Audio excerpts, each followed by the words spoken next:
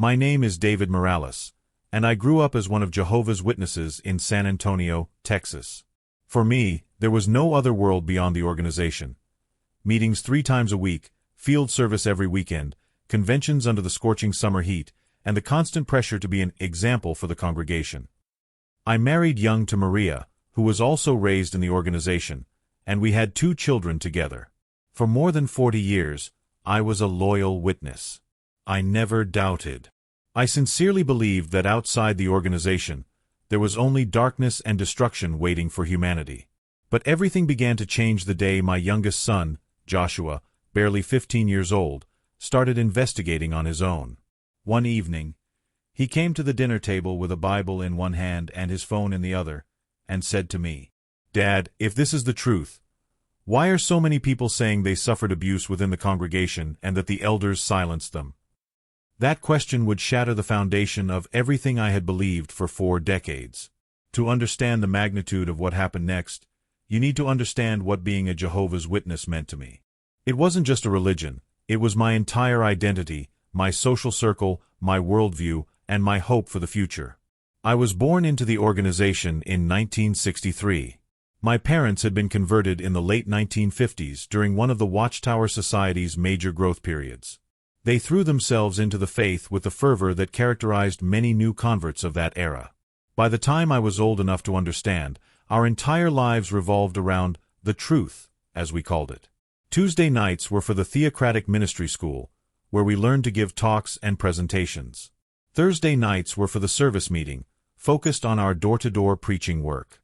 Sunday mornings meant the Watchtower study, where we would go through the organization's literature paragraph by paragraph, with pre-written questions and expected answers.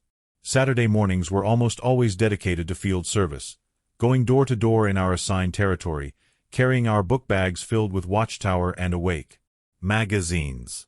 The summers brought district conventions, massive gatherings of thousands of witnesses from across multiple states. I remember sitting in sweltering baseball stadiums and civic centers, listening to 8-hour programs across 3 days, taking notes diligently in the margins of my convention program.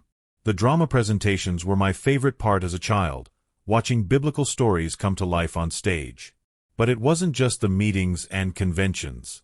Our social lives were completely intertwined with the congregation. All of my friends were witnesses. All of our family gatherings included discussions about the ministry or the latest Watchtower study article. When I was deciding what to do after high school, the elders counseled me that pursuing higher education was dangerous. It would expose me to worldly thinking and take time away from the more important work of preaching. Instead, I got a job at a local construction company owned by a brother in the congregation. It seemed perfect. I could make enough money to support myself and eventually a family, while keeping my priorities straight. The end was so close, after all. Why waste time on a college degree when Armageddon could come any day? Maria and I met at a circuit assembly when I was 21 and she was 19. She was from a family that had been in the truth even longer than mine. Her grandfather had been one of the early Bible students before they became known as Jehovah's Witnesses. We courted under the careful supervision of our parents and the elders, following the organization's strict guidelines about dating relationships. We married in 1986 at the Kingdom Hall, with a simple ceremony that avoided any traditions the Watchtower deemed pagan. Our wedding reception was held in the Kingdom Hall's back room, with no dancing, too sensual, no toasting, had pagan origins, and certainly no celebration that might be considered wild parties as warned against in the publications. Our first child, Rebecca, was born in 1988, followed by Joshua in 1992. From the moment they could walk, they were with us at every meeting, sitting quietly through 2-hour sessions, learning to raise their hands to answer questions from the Watchtower publications, preparing talks for the Theocratic Ministry School. I was proud of our family's theocratic routine. I had been appointed as a ministerial servant when I was 25, and I was working toward becoming an elder. I conducted book studies in our home, where small groups of publishers would gather weekly to study the latest book published by the Watchtower Society. I was regular in field service, often pioneer during vacation time from work, putting in 70-plus hours of preaching each month. The organization provided everything: our social structure, our moral guidance, our understanding of history and prophecy, our hope for the future. The governing body in Brooklyn were not just religious leaders to us. They were the faithful and discreet slave mentioned in Jesus' parable in Matthew 24 verses 45 to 47. They were God's channel of communication to his people on earth. When they said something was true, it was true. When they adjusted a teaching or provided new light, we accepted it gratefully.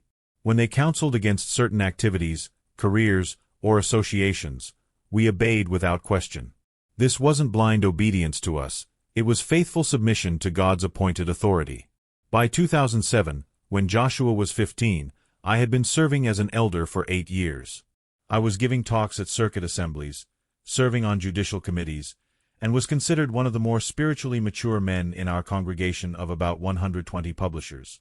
Our family was viewed as exemplary, regular meeting attendance, active in field service, children who were well-behaved and progressing toward baptism. From the outside, everything looked perfect. And from the inside, I truly believed it was. It started innocently enough. Joshua had always been a bright kid, naturally curious about everything. Unlike many teenage witnesses who seemed to just go through the motions, he genuinely engaged with the material.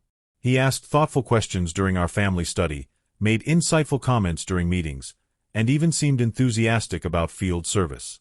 But in early 2007, something changed. Maybe it was typical teenage questioning, or maybe it was the fact that he had started using the internet more for school projects. Whatever it was, his questions began to shift from seeking deeper understanding to questioning the foundations themselves.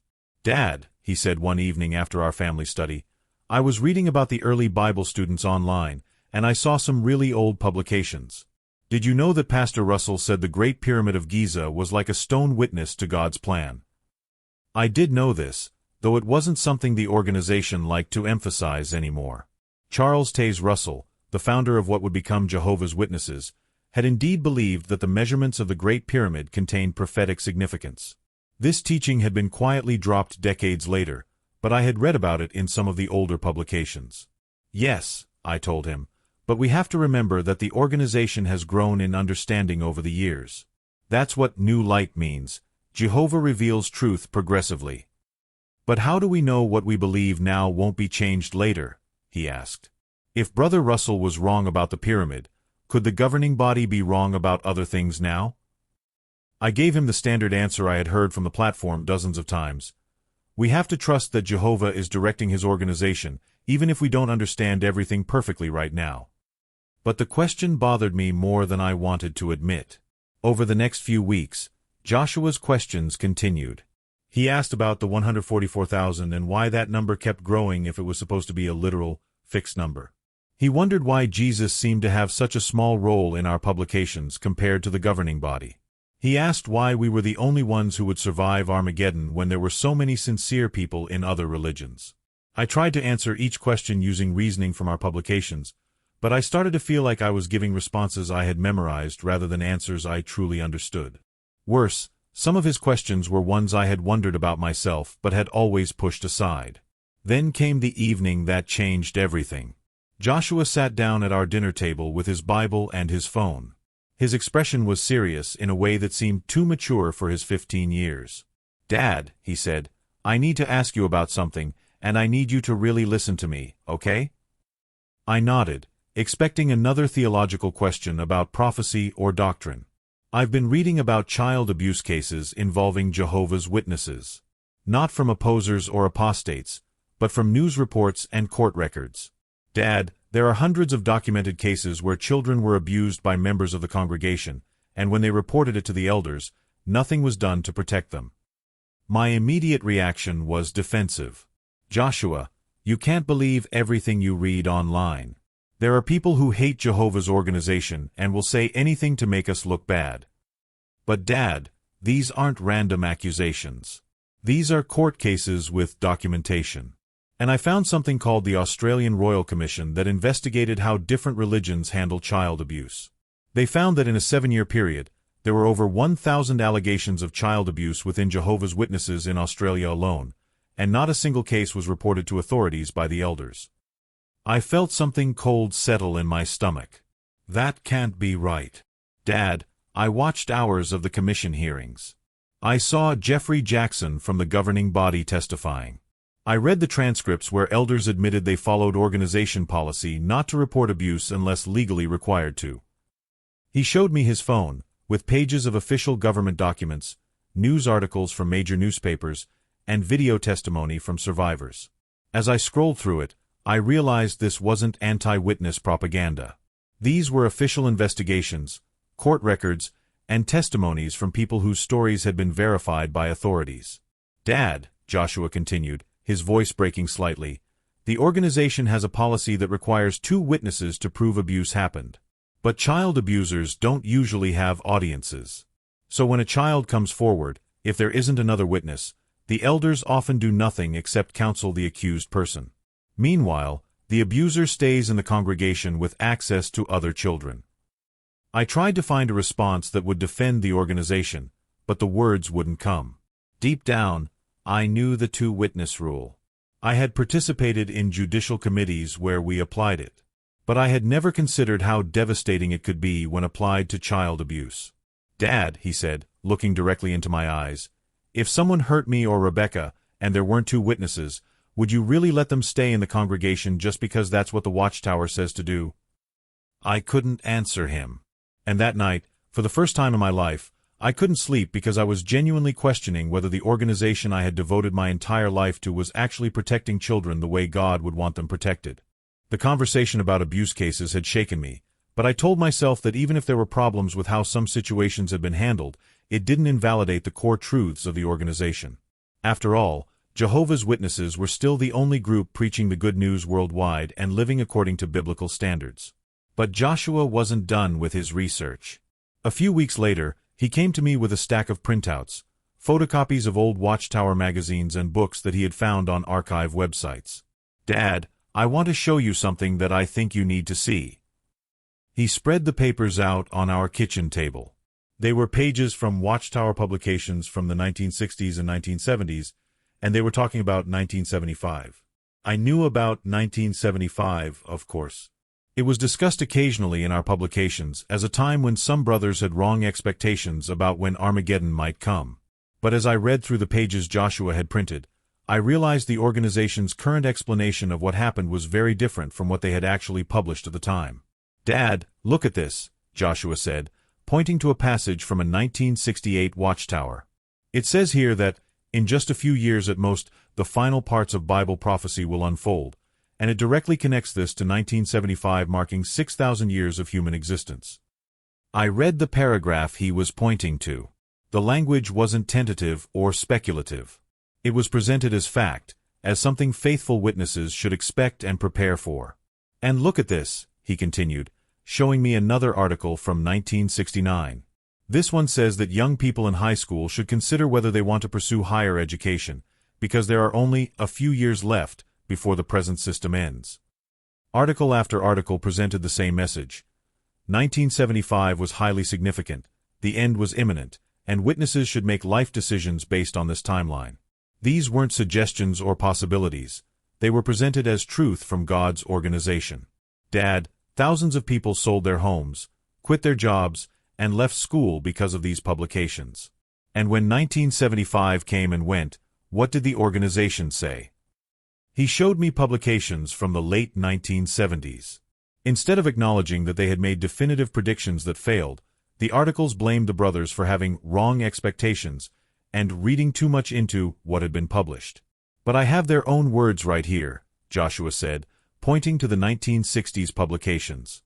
"They clearly said these things would happen. They told people to make major life decisions based on these predictions. And when they were wrong, they blamed the people who believed them." I tried to find a way to defend the organization. Well, maybe the brothers who wrote these articles got ahead of themselves. But the governing body never claimed to be infallible. Actually, Dad, they did. Joshua had clearly researched this thoroughly.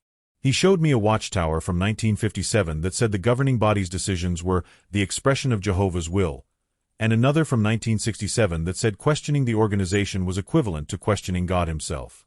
As I sat there reading through decades of confident predictions that had failed to come true, I felt something crumbling inside me. This wasn't just about 1975. The organization had made specific predictions about 1914, 1918, 1925, and other dates. They had changed their understanding of this generation multiple times when their predictions didn't come true. Dad, I know this is hard to hear, but doesn't Deuteronomy 18 verse 22 say that when a prophet speaks in God's name and what he says doesn't come true, that prophet wasn't speaking for God? I knew the scripture he was quoting. We had used it many times to prove that other religions were false when their predictions failed. But I had never considered applying it to our own organization. That night, I went to my study and pulled out some of my older publications. I had a collection going back to the 1950s, gifts from older brothers in the congregation who were cleaning out their libraries. As I looked through them with fresh eyes, I saw pattern after pattern of confident predictions, failed expectations, and revised explanations. I saw how the organization had repeatedly claimed that certain world events proved we were in the final part of the last days, only to make the same claims about different events years later. I saw how they had changed their understanding of who the faithful and discreet slave was, who would be resurrected, what the superior authorities in Romans 13 referred to, and dozens of other teachings. Each time they changed a teaching, they called it New Light, and insisted that God was progressively revealing truth to his organization. But as I looked at the pattern, I began to wonder, if God was really directing these teachings, why were there so many corrections needed? Why did some of the New Light actually take us back to positions the organization had held decades earlier? By the time I went to bed that night, I was facing a question I had never allowed myself to consider before. What if the organization wasn't God's sole channel of truth on earth? What if they were just another religious group, making their best guesses about Scripture and sometimes getting it wrong? The thought terrified me. If the organization wasn't the truth, then what was I? Who was I? What had I been doing with my life for 40 years? Once I started looking at the organization with critical eyes, I couldn't stop noticing things that had been there all along. It was like becoming aware of a sound that had always been there but that you had learned to ignore. During our next elders' meeting, I found myself listening differently to how we discussed congregation matters. Brother Martinez brought up a situation involving a young woman who had been disfellowshipped for immorality 6 months earlier. Her parents, who were active in the congregation, were struggling with the organization's shunning requirements. The family needs to understand that maintaining strict separation is necessary for her spiritual recovery, said Brother Williams, our presiding overseer. If they make it easy for her by continuing normal family relationships, she won't feel the full weight of her actions. I had heard this reasoning hundreds of times and had given similar counsel myself. But now I found myself thinking about the actual human cost. This was a 19-year-old girl who had made a mistake, and we were telling her parents they couldn't have normal conversations with their own daughter.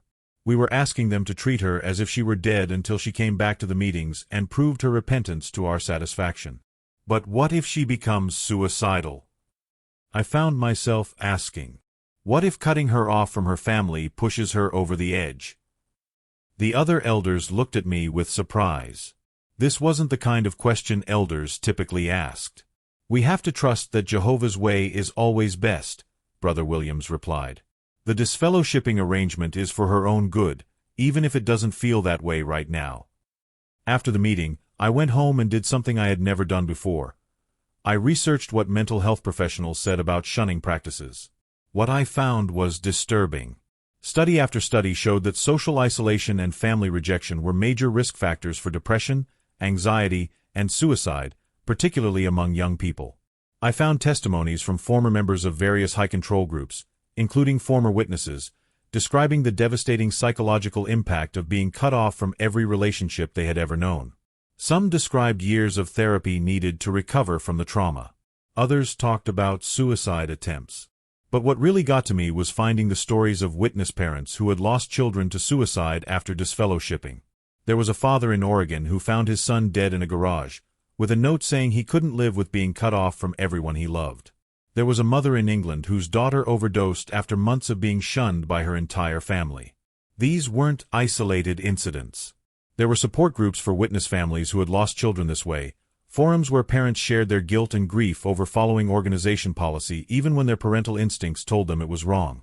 I brought this up with Maria one evening after the kids had gone to bed. What if our shunning policy is actually hurting people instead of helping them? I asked her. She looked at me like I had suggested we rob a bank. David, you can't question theocratic arrangements like that. The governing body knows better than we do what's best for people spiritually. But what if they're wrong? What if they're just men making policies that seem logical to them, without really understanding the damage they might cause? David, you're starting to sound like an apostate, she said, and I could hear the fear in her voice. This kind of thinking is dangerous. That word, apostate, hit me like a slap. In our world, there was no worse accusation. Apostates were people who had once known the truth but had turned against it.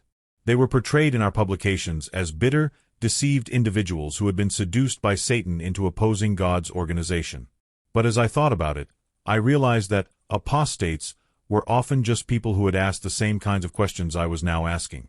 They had looked at the organization's history and policies and come to different conclusions than the ones they were expected to reach. The fear in Maria's voice told me something else. She was having doubts too, but she was more afraid of those doubts than I was. Over the next several weeks, I found myself noticing more and more things that bothered me. During field service, I realized we spent more time talking about Watchtower publications than about Jesus or the Bible directly. When we studied with people, we used the organization's books as our primary teaching tool, with the Bible serving mainly to provide supporting texts for the book's conclusions. In our meetings, I noticed how the questions in the study articles were designed to elicit specific, predetermined answers. There was no real discussion or exploration of the topics, just repetition of the organization's positions. I started paying attention to how we talked about the governing body. They weren't just fallible men who were doing their best to understand Scripture. They were described as God's spokesmen, whose decisions we were expected to follow without question. But at the same time, when their predictions failed or their policies caused problems, we were told they had never claimed to be infallible.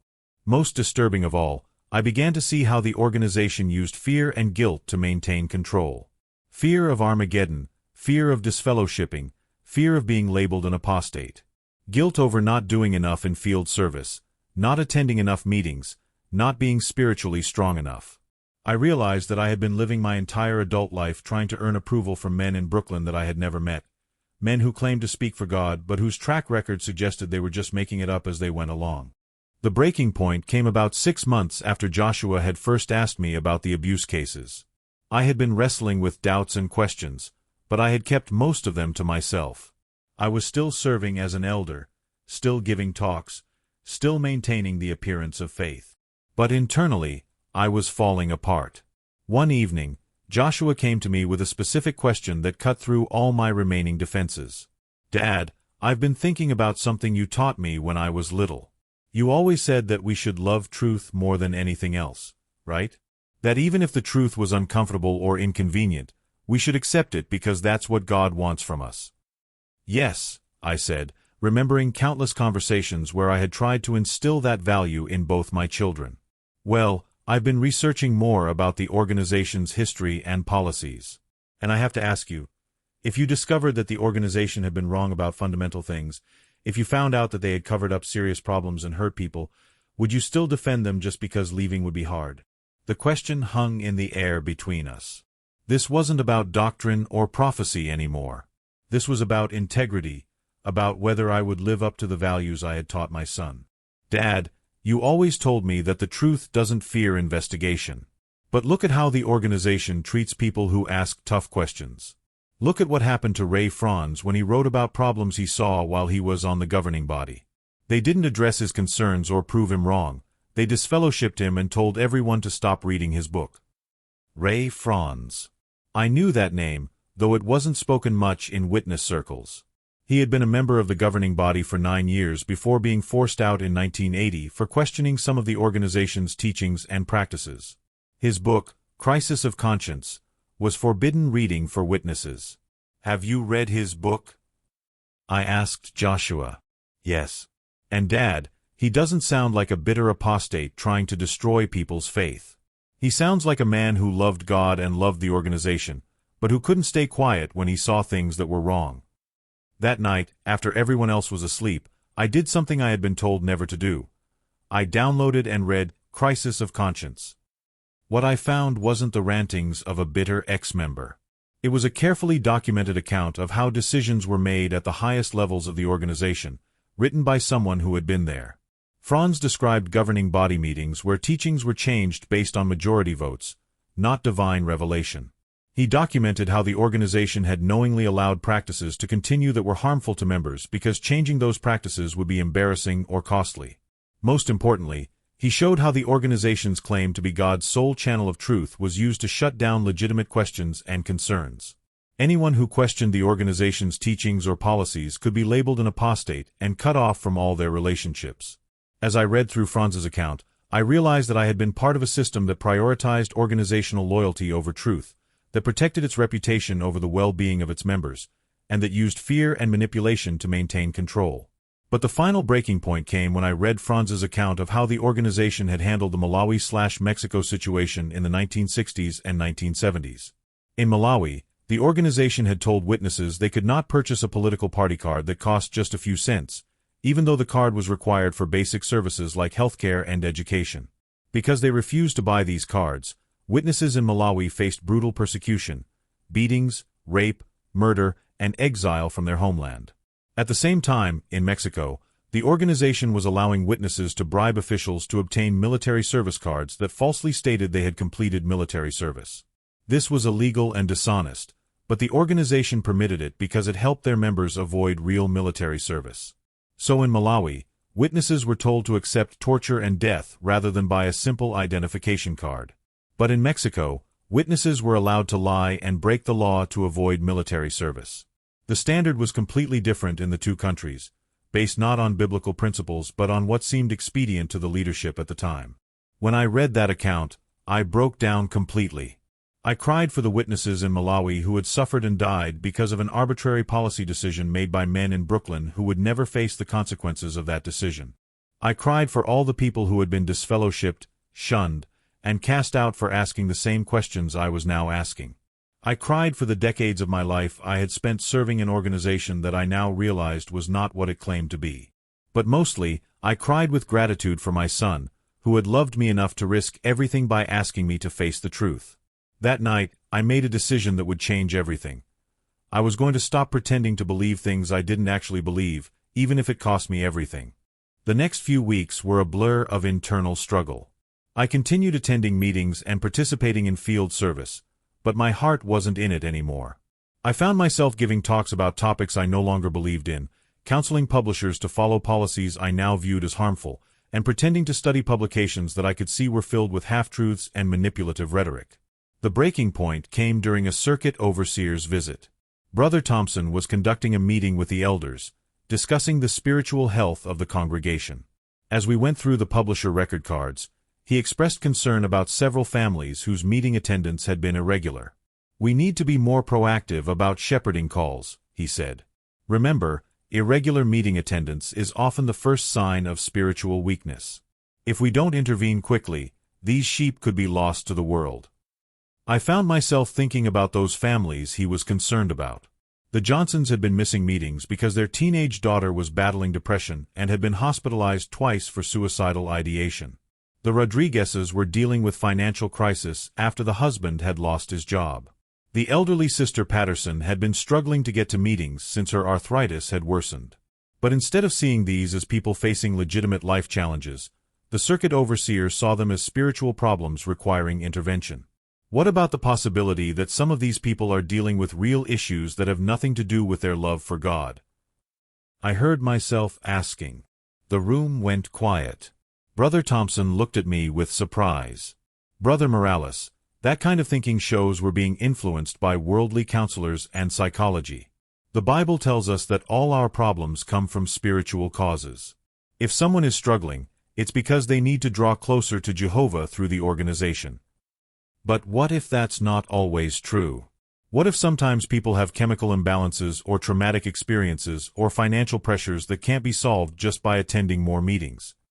I could see the other elders exchanging glances. This was not the kind of conversation they expected to have during a circuit overseer's visit.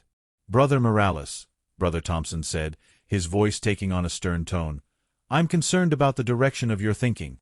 Have you been reading material that's causing you to question theocratic arrangements?"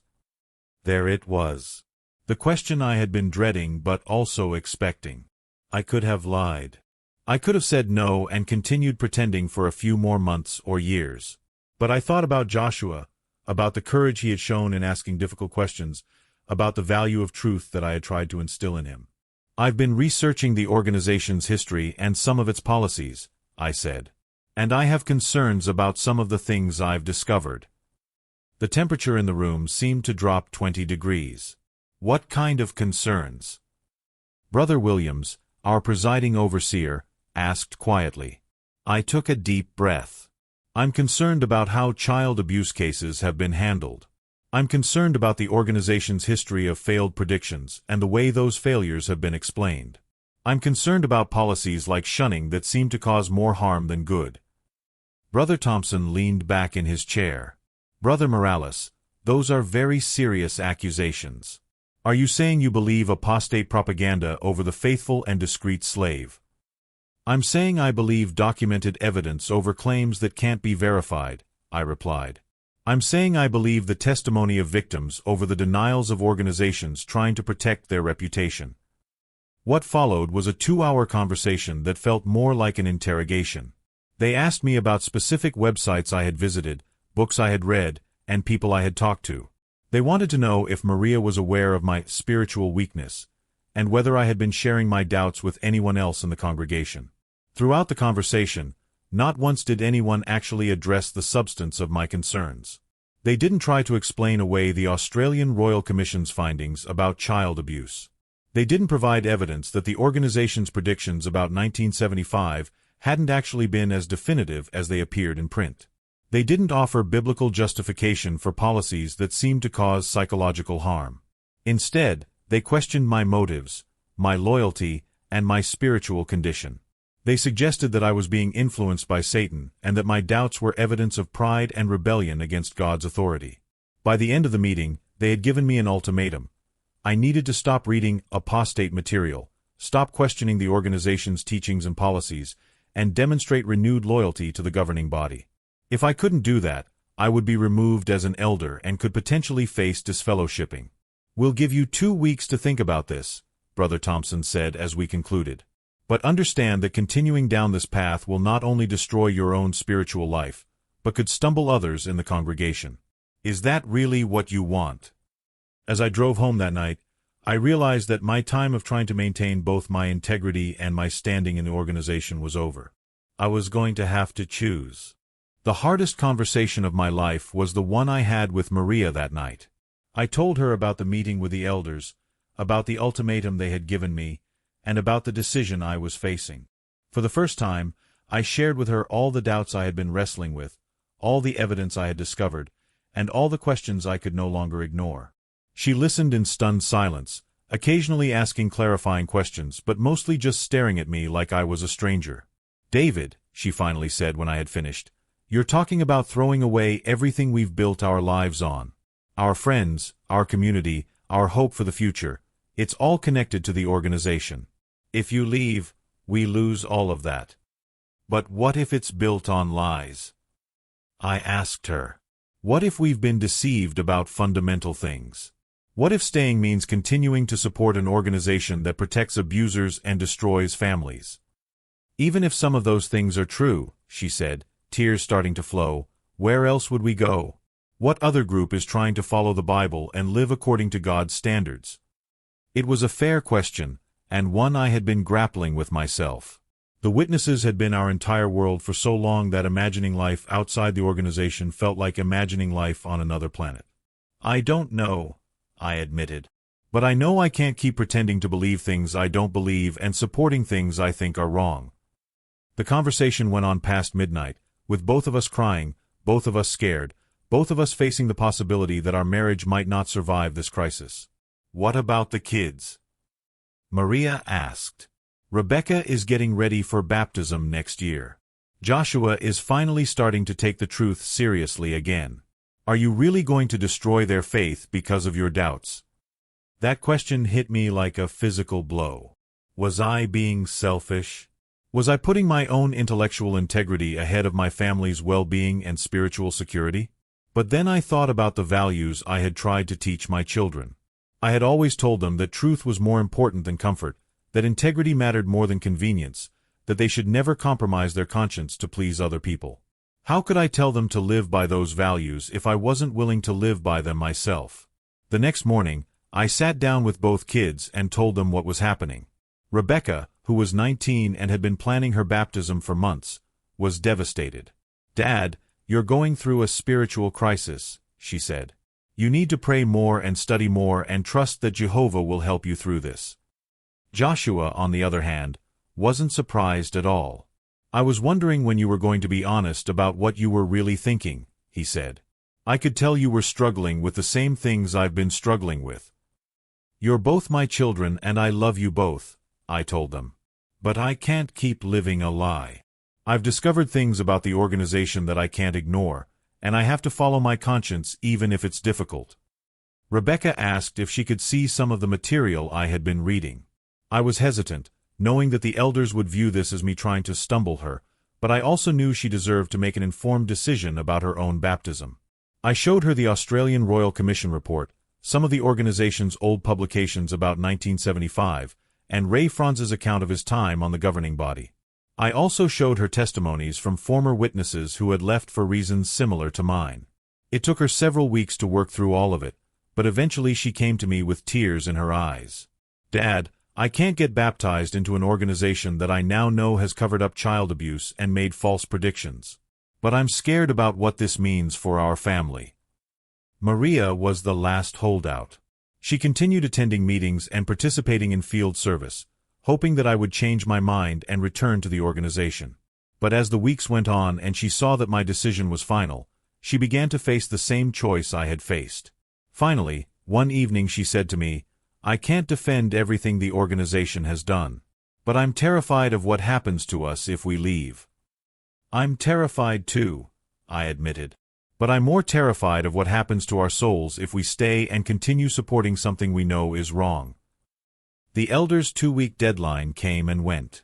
I didn't return to ask for their forgiveness or promise to stop questioning the organization.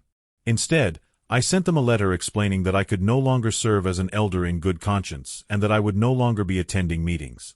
I didn't formally disassociate myself, partly because I hoped to maintain some relationship with extended family members who were still in the organization, and partly because I wanted to leave the door open in case I was wrong about everything.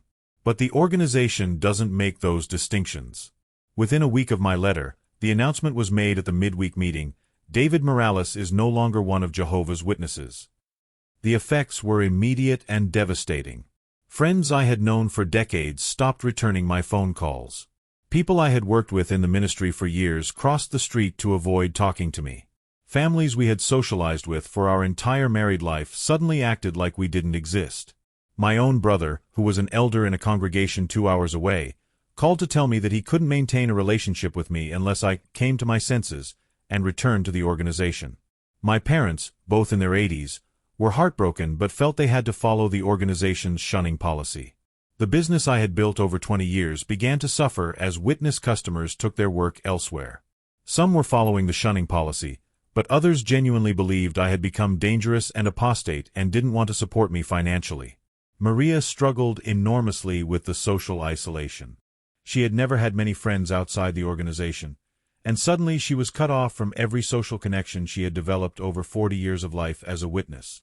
"I feel like we're in exile," she told me one evening. "Like we've been banished from the only world we've ever known." The kids handled it better than I expected, but they were also facing real losses. Rebecca had to find a new social circle as a 19-year-old, which is challenging under any circumstances. Joshua, who was now 16, lost friends he had grown up with and faced pressure at school from witness kids who had been told he was a bad influence. But perhaps the hardest part was the uncertainty. When you're a witness, you have absolute confidence about the future. You know exactly what's going to happen to you after Armageddon, you know what God expects from you, and you know where you fit in His cosmic plan. When you leave, all of that certainty disappears. You're left with questions about life and death and meaning that you haven't had to wrestle with since you were a child. What if we're wrong? Maria asked me one night, months after we had stopped attending meetings. What if Armageddon really is coming and we've thrown away our only chance for survival? It was a question that haunted me too. Despite all the evidence I had seen of the organization's problems, despite all the failed predictions and covered-up abuse and harmful policies, there was still a part of me that wondered, what if they really were God's chosen people and I was making a terrible mistake? The first year after leaving was the hardest year of our lives. We felt isolated, confused, and grief-stricken. We were mourning not just the loss of our social world, but the loss of our entire belief system and worldview. But gradually, things began to improve. We started attending a non-denominational church in our area, partly out of a desire to maintain some connection to faith and partly out of a need for community. The experience was revelatory in ways I hadn't expected. For the first time in my adult life, I heard sermons that focused primarily on Jesus rather than on organizational obedience. I participated in discussions where questions were welcomed rather than viewed as signs of spiritual weakness. I met Christians who had genuine, vibrant faith without claiming to be the only true religion on earth. Most importantly, I discovered that you could love God and follow Christ without belonging to an organization that claimed exclusive access to truth. Maria began seeing a therapist to help her work through the trauma of losing her entire social world. The therapist helped her understand that what we had experienced was similar to what people go through when leaving other high-control groups. The fear, the isolation, the questioning of reality, and the difficulty rebuilding identity outside the group. The kids began to thrive in ways they never had as witnesses. Rebecca enrolled in college, something that had been discouraged by the organization but that opened up a world of intellectual exploration she had never experienced. Joshua continued his research into religion and philosophy, but now he could explore questions freely without fear of being labeled an apostate. About 18 months after leaving, I received a phone call that changed everything. "Is this David Morales?" the voice on the other end asked. "Yes. My name is Sarah Chen. I'm a social worker in San Antonio, and I'm calling because I understand you used to be one of Jehovah's Witnesses." "That's correct. I'm working with a family right now, a teenage girl who was abused by a member of her congregation. The elders handled it according to their internal policies, which means the abuser wasn't reported to authorities and is still in the congregation. The girl's parents are struggling with whether to pursue legal action because they've been told it would bring reproach on God's name." I felt my heart racing. I was wondering if you would be willing to talk to this family. They need to hear from someone who understands their world but who can help them see that protecting their daughter is more important than protecting the organization's reputation. That phone call led to me becoming involved with a support network for abuse survivors from high-control religious groups. Over the next several years, I helped dozens of families navigate the process of reporting abuse, seeking therapy, and sometimes leaving organizations that had prioritized their reputation over the safety of children. The work was heartbreaking but also healing.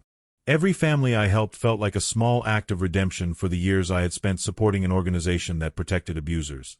5 years have passed since Joshua first asked me about child abuse in the organization.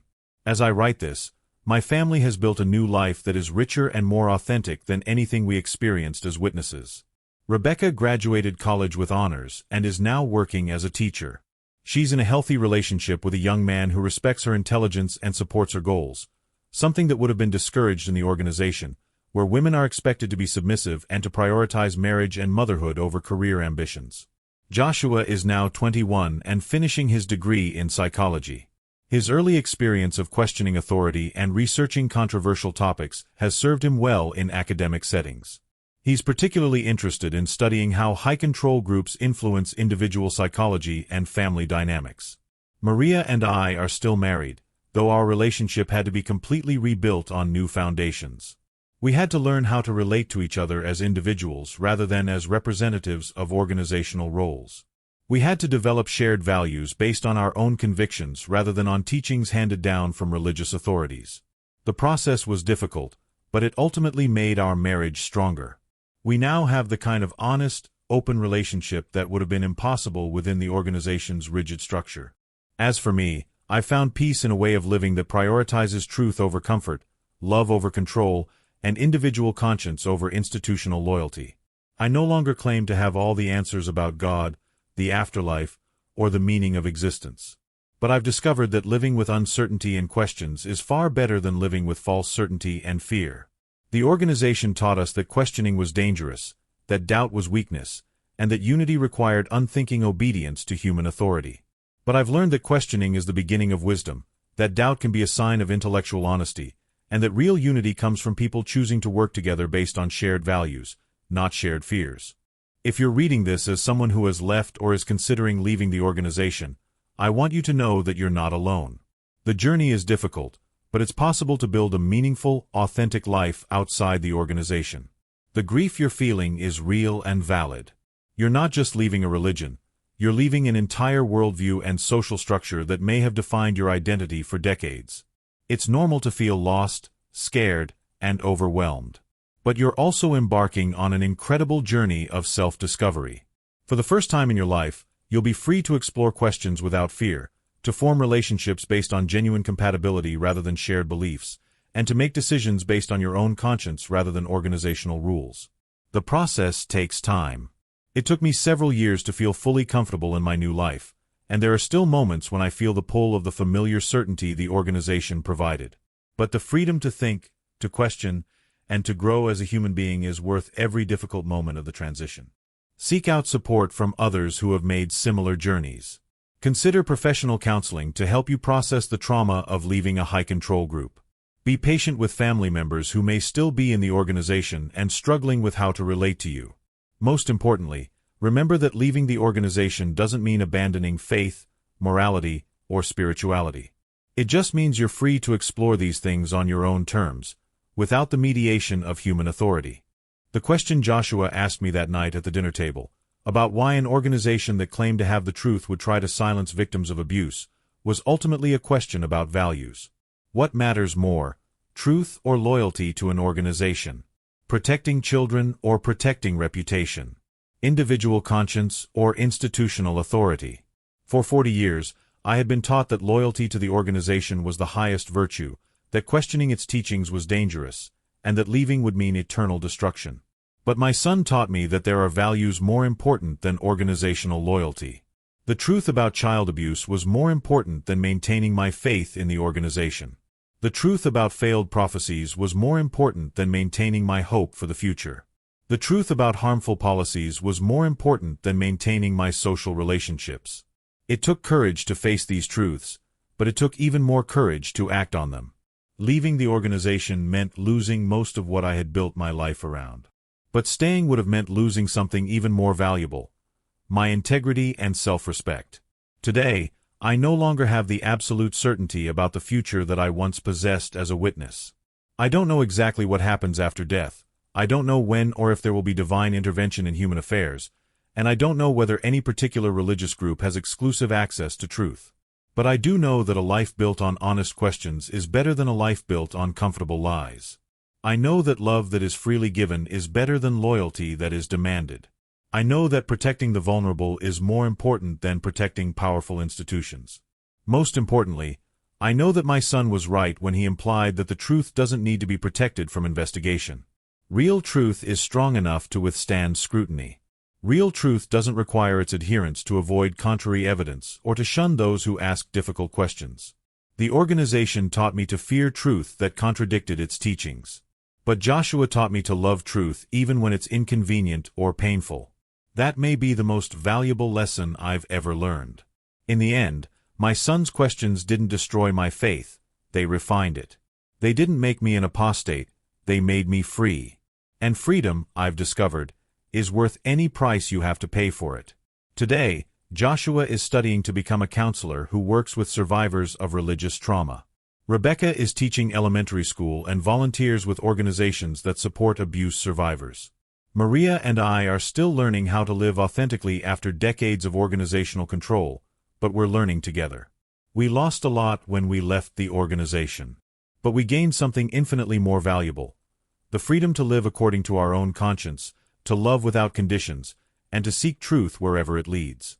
For anyone still struggling with these questions, remember, the truth is not afraid of investigation, and you are not alone.